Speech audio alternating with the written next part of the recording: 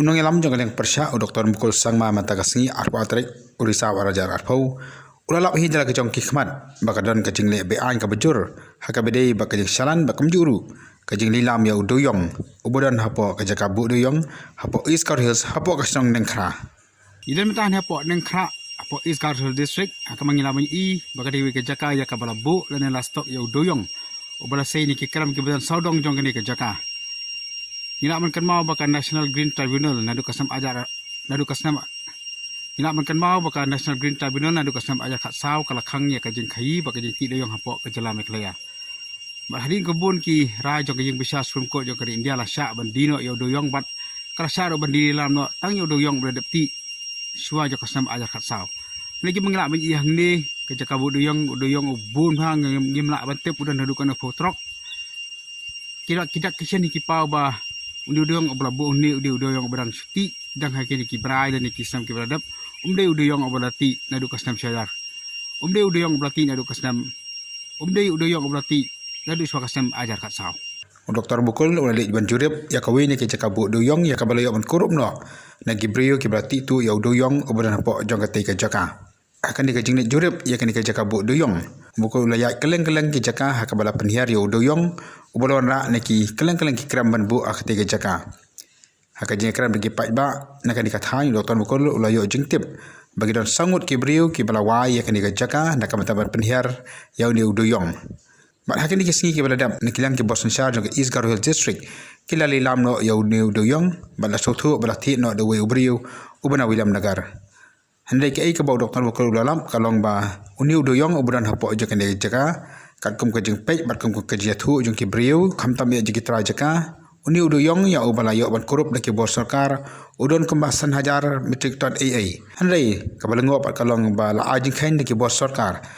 bala lilam ya Dewiong hadu life sa hajar metrik ton kani ke jing penbun hakaliang ke jing khain ya ke jing don jong metrik ton kapan pau bakadan ke jing themu na selandan banti Dewiong biang na sipok kram bat ban yo khai bian lamba jong ka dikathan chedu ban poi chedu ki jaka jong ka Assam Dr. Mukul sang ma habikan bikila phai khobor hakati ke jaka ulong bawat lala umitri rangba ula kantai bakadon ka jing khai bian yo Dewiong na kapor sakapor ndai ke bulalap mantagasi ka pan pau sekadar baka jing le bian kamdat na ka jing khai re kadon ru ka jing ban wat hadu ka jing lilam yau ni Dewiong naman nakasana jan metrik ton la ajing khin pan bal lilam hadu life sa hajar metrik ton khang ban ailat banyo khai biang bat kum juru banyo ti biang yo Dewiong bat khamtam banyo ban snah shalan hadu life sa hajar metrik ton yo Dewiong modus operandi which is going on involving all concerned for number one continuation of or facilitating continuation of illegal mining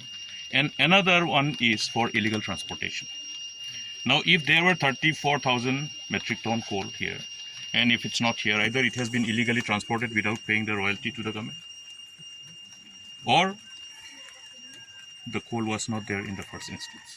Now it's interesting to see that for 34,000 the challans have been issued by the DMR and it is also interesting that the route that has been indicated is from Nenkra to Nongstoin via Rivoy.